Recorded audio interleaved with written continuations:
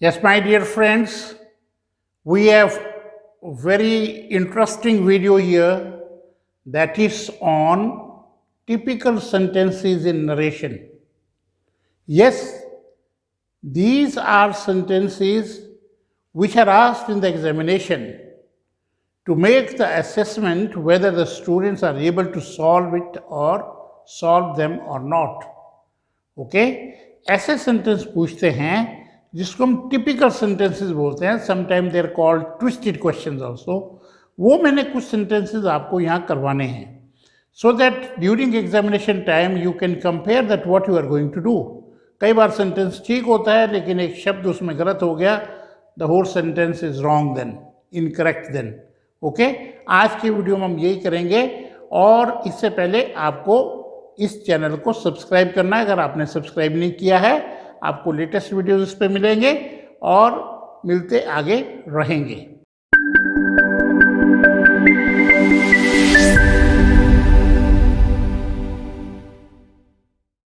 अब सेंटेंस आपको जब दिख रहे हैं पीछे, वो सेंटेंसेस बिल्कुल सिंपल है, लेकिन एक ही शब्द आपको उसमें दिखेगा कि जिसकी पहचान आपको करनी है। That you need to identify कि कौन सा शब्द होगा, उसी से आपको आगे जाकर के उसको सॉल्व करना है। मैंने कुछ एग्जांपल्स यहाँ सॉल्व किए हैं, आप देखेंगे। पहला सेंटेंस है Rita said hello how are you. अब आपको ये जो हेलो है इसको हम कहाँ बोलते हैं? हेलो का मतलब होता है किसी को ग्रीट करना, ग्रीटिंग्स, ग्रीट करते हैं हम हेलो के मुताबिक, ग्रीट। आई ग्रीटेड हिम, वो ग्रीट नहीं करता मुझे, विश नहीं करता मुझे, ऐसा बोलते हैं हेलो को। तो हमने क्या किया इसका, रीटा ग्रीटेड मी। अब ये जो मी है वो कहाँ से आया? ये मी हमारा इस यू से आया, क्योंकि आपने कहा रीटा सेड, आगे कोई नहीं है, इसका मतलब कोई ना कोई किसी को तो कहा ही उसने हेलो हाउ आर यू, मतलब जो सामने थी। तो वो अब कह रही है कि Rita greeted me and asked.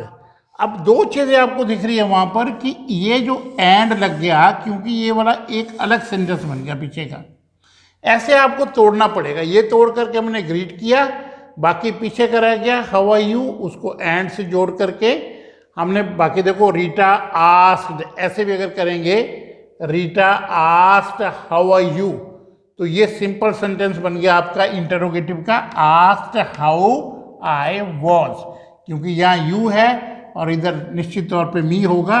Rita asked me और ये यू बदल गए किस में, आई में बदल गया, फर्स्ट पर्सन में बदल गया। तो क्या बन गया, Rita greeted me and asked how I was. किया हमने कुछ नहीं, एक सेंटेंस ये अलग कर दिया, इसको अलग कर दिया और ये पार्ट अलग हो गया, इसलिए सेट को हमने ग्रीटेड किया क्योंकि यहाँ हेलो है। हाउ आर यू को हमने ऐसे किया, हाउ आई वॉज कर दिया चेंज करके, और क्योंकि क्वेश्चन मार्क है तो हमने उसका आस्क्ड कर दिया। इतना इसको हमको तोड़ना पड़ेगा, only then we know. Next में देखिए क्या है, he said I was in wrong. वैसे आप सिंपल कर सकते हैं कि he said that he was in wrong, ये भी हो सकता है, लेकिन अंग्रेजी के अंदर एक शब्द होता है कन्फेस्ड। जब आप गलती करते हो तो तब आपको क्या करना पड़ता है, कन्फेस्ड करना पड़ता है, स्वीकार करना पड़ता है। ही कन्फेस्ड दैट, पीछे आप सिंपल करें, ही वॉज इन रॉन्ग। इसमें कुछ भी नहीं आपका लगने वाला, बिल्कुल सिंपल सेंटेंस बन गया। लेकिन ये कन्फेस्ड आपको लिखना पड़ेगा, only then these are called typical narration, typical type of narration. Third sentence में देखें, he said I shall help you. अब आपको लगता है कि अगर मैं इसको सीधा भी कर दूं, ही said that he would help मी, ये सीधा भी बन सकता है, लेकिन इसमें देख रहे हैं हम कि जो हेल्प शब्द है यहाँ पर, इसी हेल्प का हमको यहाँ पर वर्ब चाहिए, रिपोर्टिंग वर्ब चाहिए हमारे को। क्या बन गया, ही प्रोमिस्ड, क्योंकि हेल्प को प्रॉमिस होता है किसी को, आई शैल हेल्प यू, मैं आपकी सहायता करूँगा। तो उसने प्रॉमिस किया उसको, आई शैल से पता चल रहा है प्रॉमिस कर रहा है, ही प्रॉमिस्ड दैट, इसका हो गया ही, शैल का हो गया वुड, और आगे हो गया हेल्प, और आगे हो गया मी, ये हो गया। ये मी तो यहाँ बदलेगा क्योंकि किसी को तो कहा ही है उसने, he promised that he would help me. Fourth sentence में देखो, I said to my friend thanks for your timely help. अब इसका मतलब क्या, थैंक्स आ गया, जैसे यहाँ पे शेल हेल्प आ गया था, और यहाँ पे रॉन्ग आ गया था, यहाँ पे हेलो आ गया था, इसी तरह से यहाँ पे क्या आ गया, थैंक्स।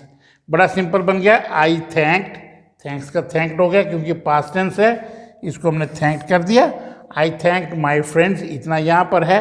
किस चीज़ के लिए, आपने कुछ नहीं करना, यहाँ से दैट भी लगेगा, फॉर यहाँ लिया, फॉर हिज टाइमली हेल्प की, उसने, मेरे फ्रेंड ने मेरी टाइमली हेल्प की। I said to my friend की जगह क्या किया, आई आस्क्ड माई फ्रेंड की जगह पे क्या मैंने, I thanked my friend for his timely help, उसकी, इस दोस्त की टाइमली हेल्प करके उसने उसको थैंक्स किया। तो ये वाले एरियाज है जहाँ पे आपको टिपिकल लगता है, थोड़ा सोचेंगे, ध्यान देंगे तो ये सेंटेंस और भी बड़ा आसान आपको लगना शुरू होगा।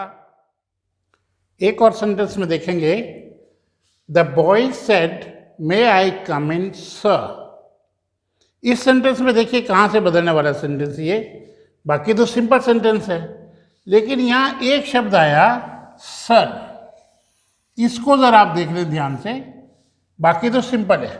द बॉय सेड की जगह पे क्या हुआ, क्योंकि पीछे क्वेश्चन मार्क है, इस करके the boy asked, this we know in the interrogative, लेकिन सर का हमने कर दिया रिस्पेक्टफुली, बस इतना ही करना होता है इसको, बाकी सेम सेंटेंस है।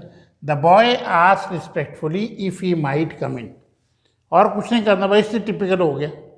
कई बार अगर नहीं लगाएंगे रिस्पेक्टफुली तो सेंटेंस आधा गलत हो जाएगा, you will get half marks और sometime you will lose complete 1 mark. तो ये पहले सेंटेंस में आपने सर से रिस्पेक्टफुली कर दिया। सेकेंड सेंटेंस में देखो, he said to me I have not stolen your pen. ये हम ऐसा भी कर सकते थे, he told me that he had not stolen my pen, ये भी हो सकता था। लेकिन आपको देखना पड़ेगा यहाँ पे क्या आएगा, जब टिपिकल की बात करेंगे तो कहाँ से टिपिकल लग रहा है ये, I have not stolen your pen, इसका मतलब क्यों डिनाई कर रहा है, यहां से इसको उठाएंगे, इसी जगह से उठाएंगे, आई हैव नॉट स्टोलन से उठाएंगे, तो क्या बना, ही डिनाइड हैविंग, हैव का having stolen my pen, not कहाँ गया, डिनाइड में आ गया, ये सीधा यहां आ गया, इसी का तो डिनाइड बना, क्या बन गया, he denied having stolen my pen.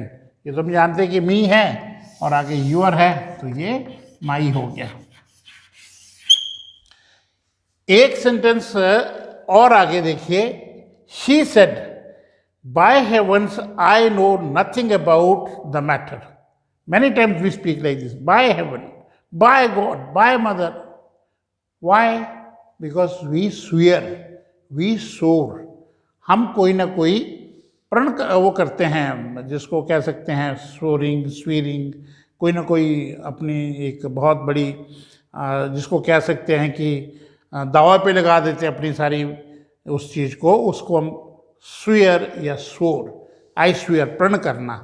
तो क्या बोलता है कि she said by heavens I know nothing about this, इसका मतलब उसने क्या किया, सोर किया, उसने कसम खाई। इसको हिंदी में कसम भी कह सकते हैं, प्रण की जगह पे कसम, क्या खाई, उसने कसम, बाय हेवन का मतलब कसम है। तो इस बाय हेवंस को ही हमने सॉल्व किया, बाकी कुछ नहीं किया हमने इसमें, बाकी देखो सेम है, she swore that she knew nothing about the matter, और कुछ भी नहीं किया। इसका मतलब जो बार बार मैं कह रहा हूं कि आपको शब्दों पर ध्यान देना होगा, शब्दों से टिपिकल जो सेंटेंसेस है दे आर सॉल्व्ड। तो यहाँ पे क्या थी, कसम खाई थी उसने, इस करके स्वर हो गया। अगले सेंटेंस में फिर देखिए और इस तरह का ही आ गया, my mother said to me beware of pick pockets. अब यहाँ क्या आ गया, यहाँ ये शब्द आ गया बीवेयर। बीवेयर का मतलब क्या होता है, किसी को वार्निंग देना, भी ध्यान रखो। तो इसमें क्या कर दिया, my mother warn me against pick pockets, क्योंकि यहाँ बाकी सब्जेक्ट वगैरह कुछ नहीं है तो चेंज होगा भी नहीं, ये भी आपको देखना पड़ेगा। जहाँ सब्जेक्ट आपको यहाँ तो सब्जेक्ट आ रहा था नज़र, तो सब्जेक्ट के मुताबिक हमने इसको बदल दिया, लेकिन यहाँ तो कुछ नहीं है, सीधा क्या है, my mother warn me against pick pockets. मेरी माँ ने मुझे वार्न किया, वार्निंग हमेशा ही किससे होती है, अगेंस्ट समथिंग। तो अगेंस्ट कौन है यहाँ? पिक पॉकेट्स है। बाय हेवंस कसम है, उसने कसम खा ली, उसने प्रण कर दिया, उसने स्वीयर कर दिया कि no I will not do this. Deny कर दिया, I haven't done this, he denied. तो इस प्रकार के सेंटेंसेस को और भी बहुत से हो सकते हैं। I have tried to bring out certain sentences here which are really typical but very easy also. They can be done with simple understanding also. अगर थोड़ा सा भी ध्यान से पढ़ लिया और आपको शब्द वहाँ पे दिख गया कि उस, जैसे मैं ऊपर वाले सेंटेंस में अगर कहता हूँ अगर सर ना यहाँ पे होता तो सिंपल वही बनता, the boy asked if he might come in, बस ये बनता कि क्या वो अंदर आ सकता है, तो ये इतना ही बनता। लेकिन सर आ गया तो बच्चों को सर से प्रॉब्लम खड़ी हो जाती है कि सर कैसे आ गए यहाँ पे, इस सर ने पंगा डाल दिया। But these are very easy और इसको हम कर सकेंगे। Thank you very much for watching this video.